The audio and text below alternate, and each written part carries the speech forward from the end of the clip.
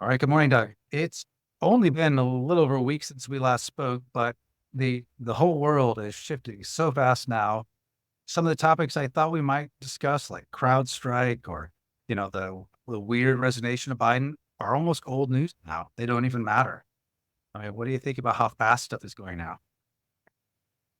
Not only is it going very fast, but it's becoming more weird and unbelievable. If anybody had told me uh, 5 years ago that a non-entity and a stupid non-entity, I mean by that, I think she's actually suffers from low intelligence, a low IQ, would be nominated as the Democratic candidate. Well, she hasn't been yet. That's remains to be seen. We can talk about that uh, a bit, but oh, everything's very, very strange. You made a prediction at the beginning of the year that 2024 would be the worst year in living memory, but maybe you should have said weirdest year in living memory. Yes, and I should have added the words "so far." Um, We're just past half over. So I know it's amazing, actually. There's still so much that can happen, and consequences of what happens are so massive. Who knows where it's going to go? they are this war between Israel and Hamas and Hezbollah and who knows who else, like Iran, for instance, God knows who, and the Houthis. I mean, that's still warming up. That gives no prospect of going away. No, And it looks like all the Ukraine stuff's just sitting there. It's just like they're like, well, Ukraine's not going to work out, so we're going to go. And they've been dumping all kinds of. They've been see these reports of all these C-130s dropping off armaments to Israel constantly for the last several days. yeah, and of course, there is the Ukraine itself, where there's kind of unless you really follow these things as a military expert, it's kind of a news blackout. I mean, don't worry, the Ukrainians are going to win, which, as far as I can determine, is a complete lie. They're getting creamed. Well, they can't win to start with, but they're actually losing hundreds of thousands of soldiers. This is a big deal. They are, and it's weird. As soon as Biden essentially taps out, Zelensky shows up and says he really wants to sue for peace. Well, and why shouldn't he? Rather than wind up with the Ukrainian people hanging him from a lamppost by his heels like Mussolini, he ought to grab the $500 million or more that he's already garnered. I mean, as the Panama Papers revealed some time ago, and live in the lap of luxury in his house in Florida. Right.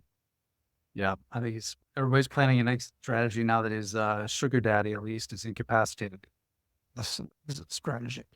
Too bad the world is such a small place. There's almost no place a criminal can run anymore. Well, in his case, I'm happy about that. Yeah, I really like to see justice done whenever possible.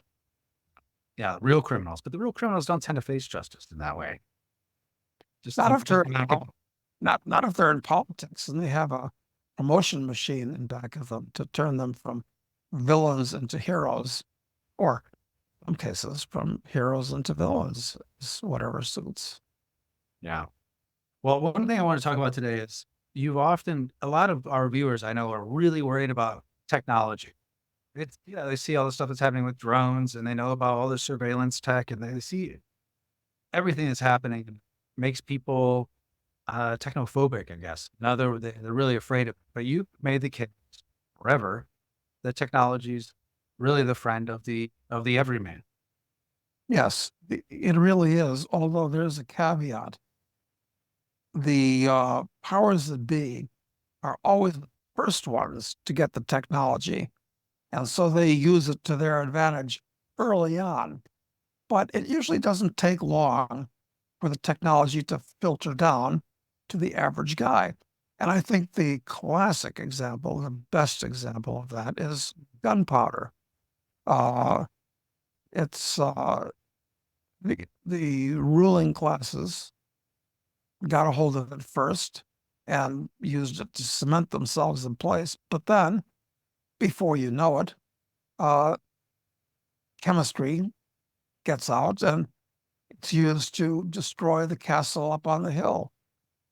Couldn't have been done before. It penetrates the armor of the knight with a gunshot. Couldn't be done before. So it always looks grim at the beginning when the bad guys have control of it, the elite have control of it, but it always filters down. So that's the best. It's the best example. But Well, there's a couple of examples in the last couple of days, and that I think are worthy of sharing. I have this video. It's the best way to see it. Hopefully, it's not too long. I think it's a few minutes long, but it's worth it to see. Essentially, everyone knows they're being tracked constantly in their cell phones. We all are. And most of it, because it can't be done by the state officially, it's done by private entities that do it through commercial data under the guise of advertising. Then, of course, the intelligence services all buy that data in the open market. Thing is we also have the ability to buy that data on the open market. And some enterprises will have done that with regard to the Trump assassination and the Patsy shooter involved with it. So let's just listen to this real quick and we'll give the best summary I found. This new report from the Oversight Project. They are on X at Oversight PR. Here is what they dropped. It says, we found the assassin's connections through our in-depth analysis of mobile ad data to track movements of Crooks and his associates. And this is something that actually happens. So you can purchase search data in bulk and aggregate. You can search for geo data, different devices, pinging off stores, pinging off different locations. It's all out there. You just have to know how to find it, buy it, and then utilize it. So they've done this. They went through probably some ad network, mobile ad data, and they're tracking the movement of Crooks and his associates. Now, to do this, we tracked devices that regularly visited both Crooks's home and his place of work, and we followed them. So you can see how they're doing this. To use a Kamala tool, Venn diagrams. There's a bunch of different devices that visited this address. There's a bunch of different devices that visited the work address. So if we overlap those, are there any in between that visited both? Probably Crooks. So they've done that. And here's what they found. Someone who regularly visited Crooks's home and his work, maybe it was Crooks or someone else, also visited a building in Washington, D.C. in Gallery Place. This is the same vicinity of an FBI office that was there on June 26, 2023.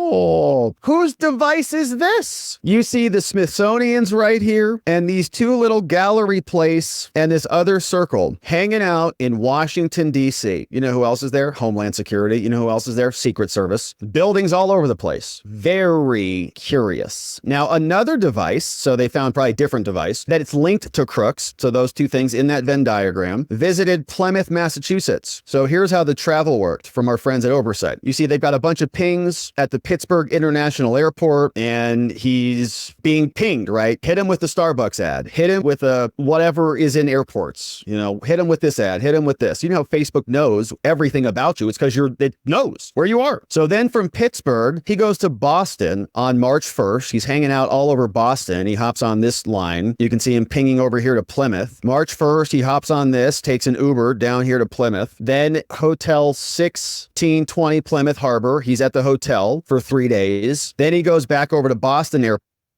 March 3rd, and then back over home to Pittsburgh International. So you can see, interesting. Why is he traveling around from Plymouth to Boston? What was that for? March 1st. Visiting family? Something explainable? Something benign? Don't know. We found a device linked to Crooks's work that also traveled to Butler, Pennsylvania, also on July 4th and July 8th. But after that, device was gone. Oh. Now we need to know when the actual rally was scheduled. So does he get notice? He gets his phone. He says, oh, this is it. I'm going to go take him out. Then that device is gone, right? He says, they probably tracked this one, so he burns that. Found a device linked to Crooks's work. Goes and scopes the site. On August 30th last year, one device linked to Crooks visited Allegheny Arms, right? And this could even be dad. You could think about the parents could be in this center of this Venn diagram because they might go visit the son at work. It's a work party or they're going to pick up their kid or whatever. So maybe this was when dad purchased the gun. Don't really know. Now here's all the relevant locations within Bethel Park that are linked to to both Crooks's home and his place of work. So those same devices hit all these locations. Work location was here, home location was over here, bunch of pings. Also at the Allegheny Arms and Gun Works, then a bunch of other stops. Tang Sudo Karate could be here, could be at a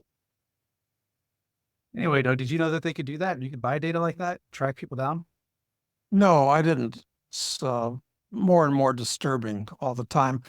And of course, I might use that as a justification for my not using my cell phone, which I despise, and I use for emergency purposes only. In fact, I should go further than that. I should encase it in a little portable Faraday cage, a lead line thing, just because who knows who's picking up, well, everybody's picking up the data and how they might use it. So yes, There's a historical archive of it that goes back forever. You know, they can find one fact, like this guy's home, they had his address. All they had to do was look for any cell phone that pinged any tower at that address ever.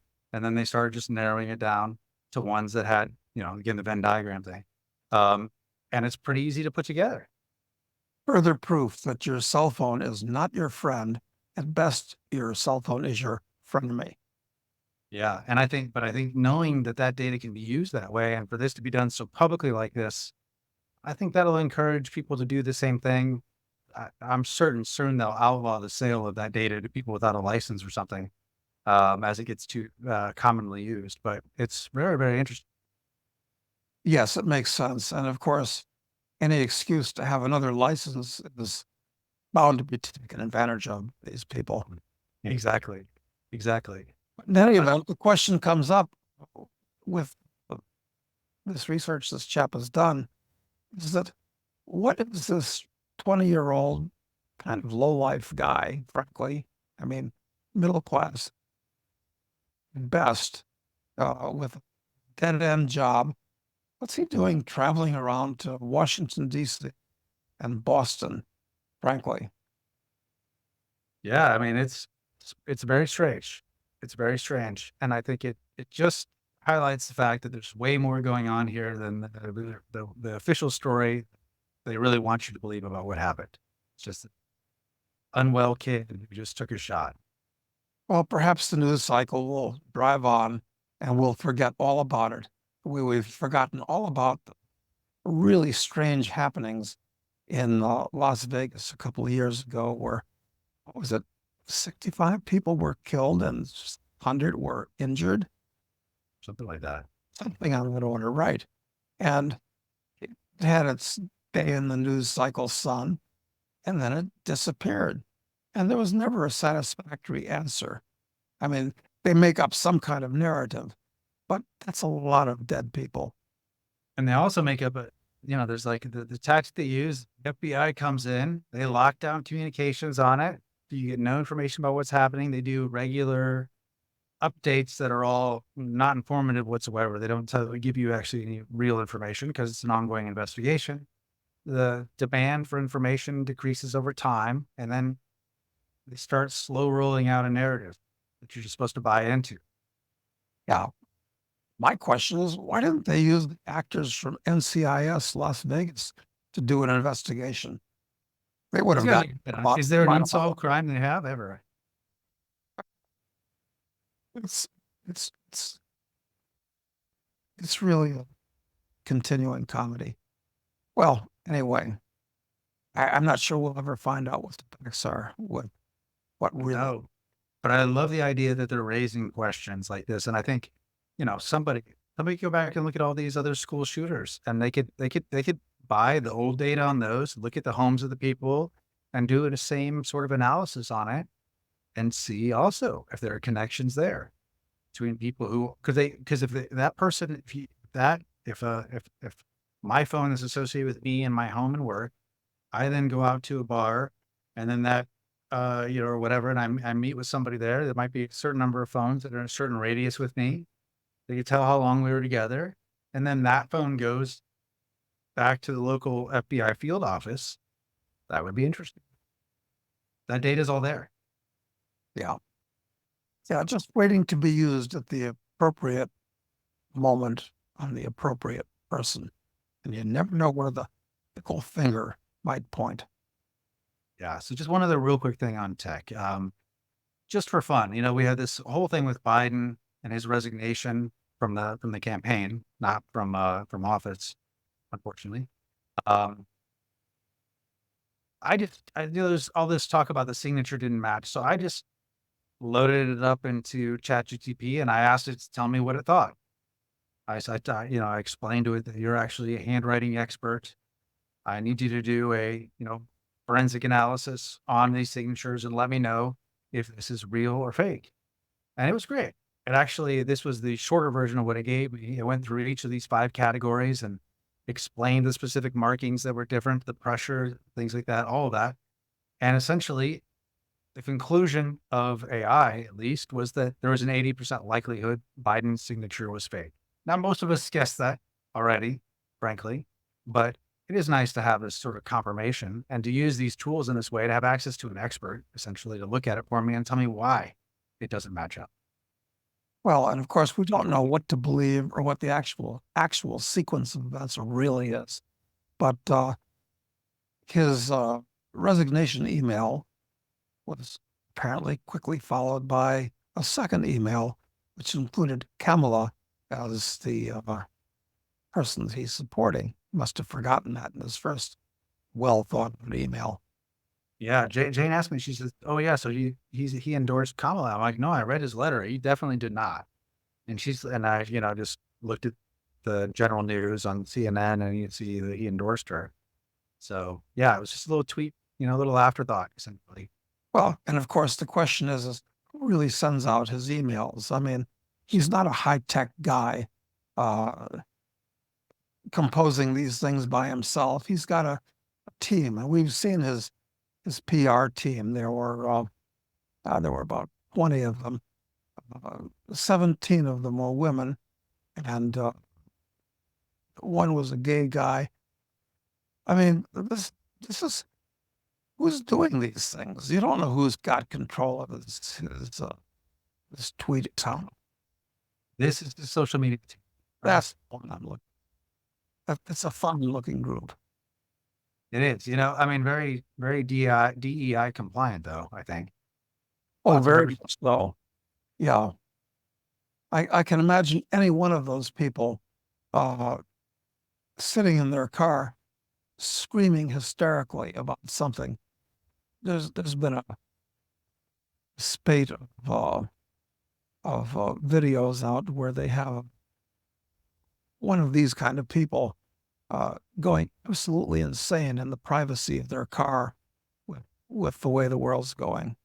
It's a whole bizarre trend. Yeah, it's unhinged, to say the least. But you could essentially run a coup, and people were alleging this is a possibility, at least, that by simply co-opting his social media manager alone, you get the statement out there, you get the media to back it, and you make sure everyone in the world sees it. And all you had to do is compromise a single social media manager to get it done. Yes. And after that first tweet is sent out, you can't really deny it because that would be admitting that you're either not in control or you're incompetent. And this is not unique in U.S. history because, of course, the first thing that we know about anyway was with Woodrow Wilson, who had a stroke. And for 6 months, his wife was covering for him and, in fact, making all the decisions for him. And they got away with it. So it can be done today, too. Yeah. Yeah. It'd be hard to walk it back because if you can't control your Twitter account, how can you control the nuclear codes? You probably can't, which is real disturbing. Yeah, it sure is. And so Kamala, she's the heir apparent. And one of the things that struck me about, I didn't really think much about it after he endorsed her. I didn't think about it, but both my daughter and Jane brought it up to me later that day. Is both of them on social media had seen news about it and saw strong endorsements of her, like a lot of Jane's highly educated contacts, these, young women who went to all the right schools and are, kind of girl boss type people. Not really her friends, but people that are in her social circle, I guess, that she went to school with, were totally supporting Kamala, like best thing ever. They were so enthusiastic about her. And she brought that up to me. And then my daughter showing me all these, what they call edits on TikTok, where they totally glamorize even the dumbest things that Kamala says and so it seemed to me it's like an incredible product launch, well timed, well executed. But it's such a substandard product. It's like launching the new Coke. I'm not talking about the advertising flub with Dylan Mulvaney and the Diet Coke. Talking about years ago where they blew billions of dollars launching the new Coke, which nobody liked. But from the very beginning, Kamala appeared, talked like a manifestly stupid person. The best example of that I'm personally aware of that I've seen was when she was explaining, like a dim-witted schoolmarm, what the Ukraine was. It's a little country, and it was attacked by Russia, which is a big country. And that's not right. Right. So it's like this was a revelation that she was just becoming aware of herself. But everything she says, her catchphrase, what is that one? It's that we won't be Defined by our past. defined by It's more complicated than that. Yeah, it is. I'm having trouble remembering it. Unburdened by our past. It's kind of poetic, but she's trying to make it into a catchphrase where she's used it a dozen times that I know of anyway. Yeah, I don't think that one's going to stick. I think she needs to work with a brand manager on that one. Yeah, she's trying to show that she's thoughtful and has depth. But she does. The ideas. Yeah. She's actually a person of low intelligence who somehow got into the position that she has. She's living proof of the fact in America, anybody can become president. And she's just further proof of that. But I can't believe, because the Democrats have always been the smart but evil party. And it's usually up to the Republicans to do something that's really stupid.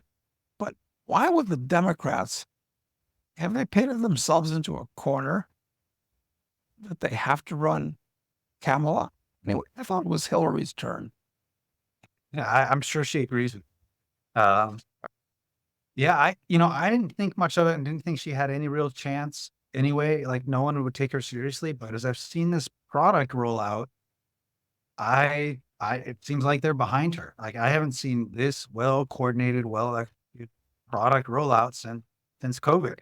Where all the media is behind it and supporting it, getting everyone to believe the same thing. And look at this. We have three harpies scrambling for the highest office in the land. We have Kamala, we have Hillary, and in the wings, is Big Mike.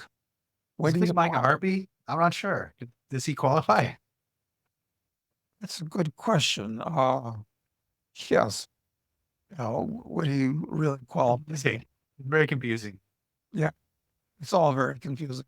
But let's say that they're all three apparent females, and this is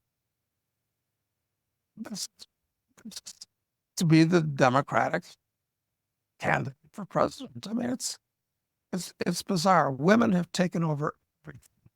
Like even the deep states being run by people like Victoria Nuland, and it's women everywhere that are pulling. Ursula von der Leyen. Yes, that's right. Well, let me just share real quick for those of you who are never ever see TikTok. You want to see this is the way you market to the younger people these days. This is how you sell Kamala. You don't have to. It's not about ideas. You don't even have to hear her talk really. 368 when you're with these. You think you just fell out of a coconut tree. So Julie. Things that want in the country. So you say the that's true. So believe. Of all in which you live and what came to you. And 368 when you're They can make her nonsense into a music montage, and it works. And people are like, she's cool though. You can turn a complete nothing nobody into the president of the US and make them cool and get people to actually vote for them.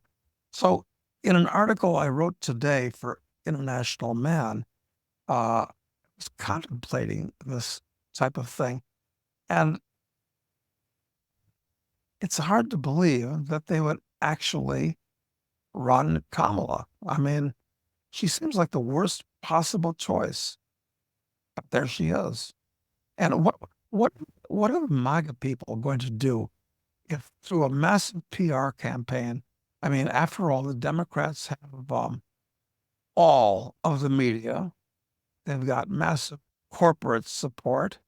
They've got academia and the education system. They've, well, the media are constantly pumping this type of thing. And the average American really doesn't know much. In fact, the average American is actually a leftist. And the proof of that is that not only did he elect, but he reelected Obama. And maybe elected Biden over Trump the last time. I mean, who the hell knows? Boy. Plus, of course, the Democrats, in addition to those factors, have mail-in votes, which could be massive. They have millions of migrants, which they're going to round up and have do the right thing.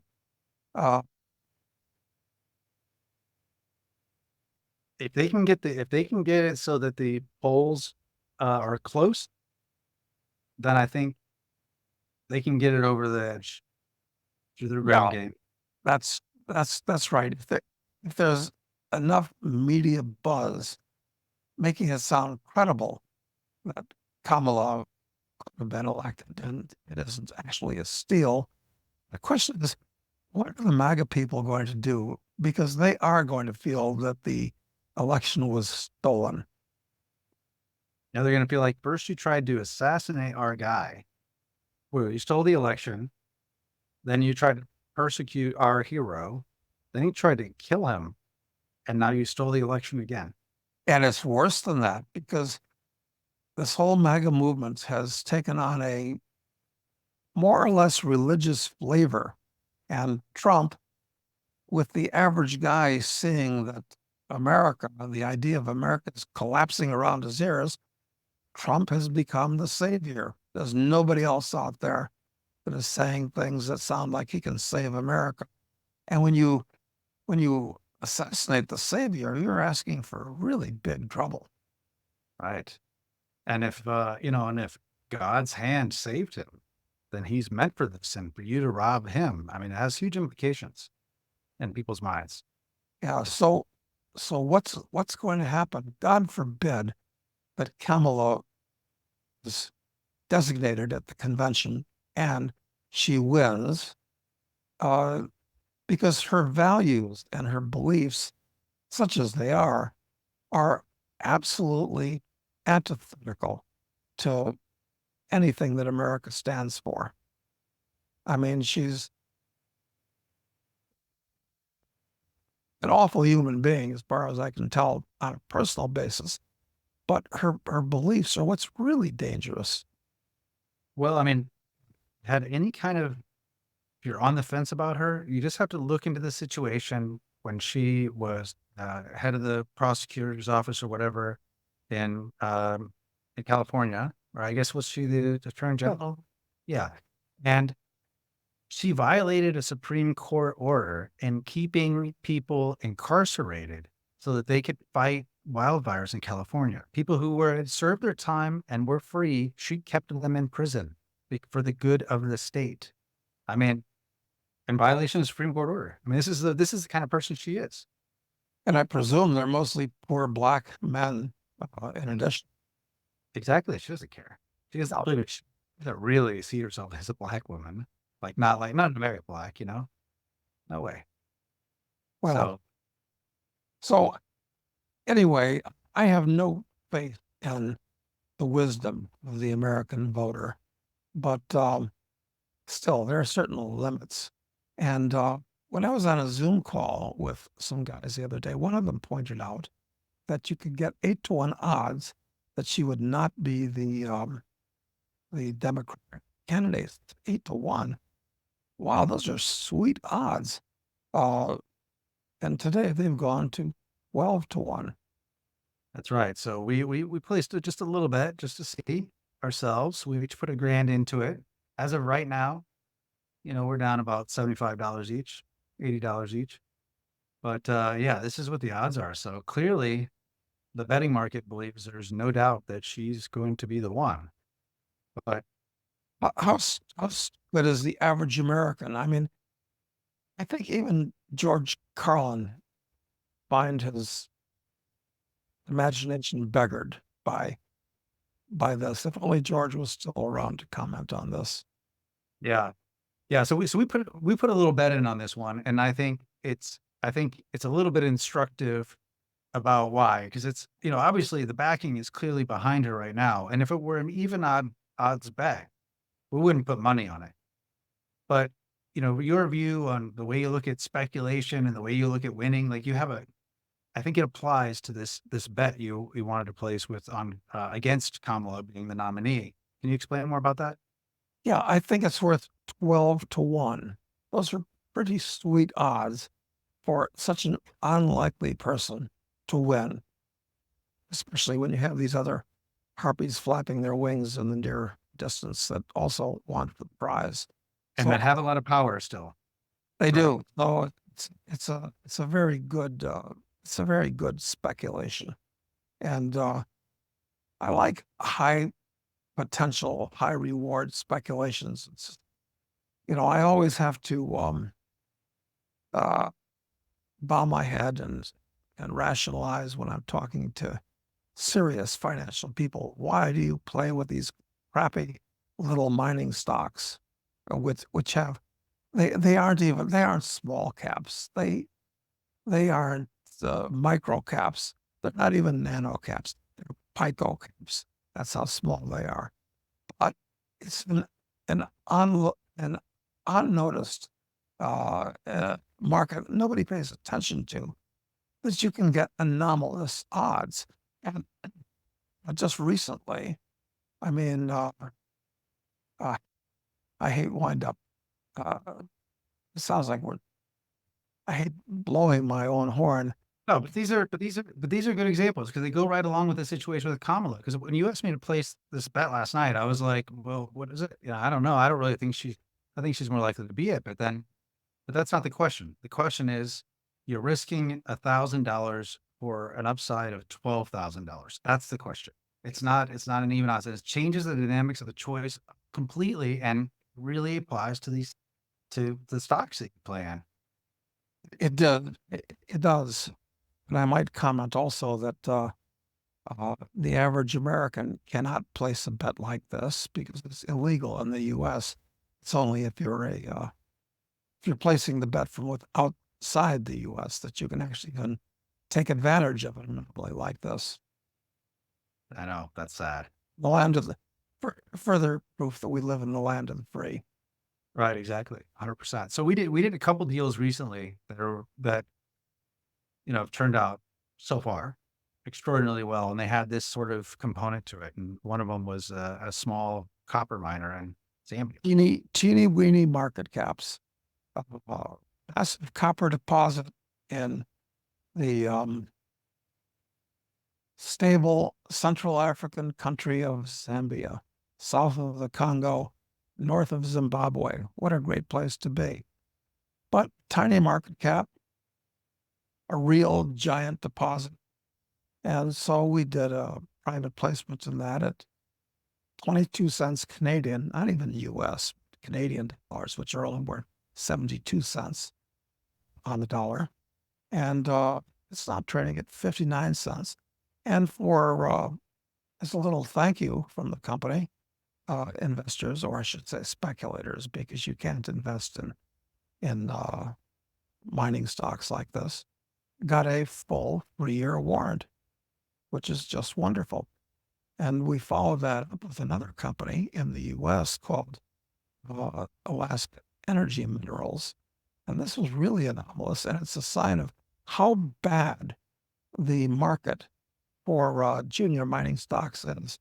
That in order to finance this company, let's see, we did it at 14 cents, I think. 15 cents. 15, Market cap at 12 million Canadian or something like that. 12 million Canadian. This is a potentially giant nickel, cobalt, polymetallic deposit in a favorable place in Alaska with no natives, no salmon, and they may have about 10 billion pounds of nickel equivalent. And you say, well, wait a minute, that doesn't sound right. Well, no, it doesn't sound right. So, and it was so hard for them to finance that the financing terms were you buy the private placement unit with a full warrant, incidentally, at 14 cents, and it becomes immediately free trading.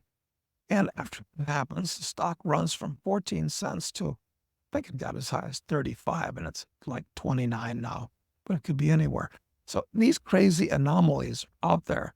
And I think the bet on Kamala is in that same class.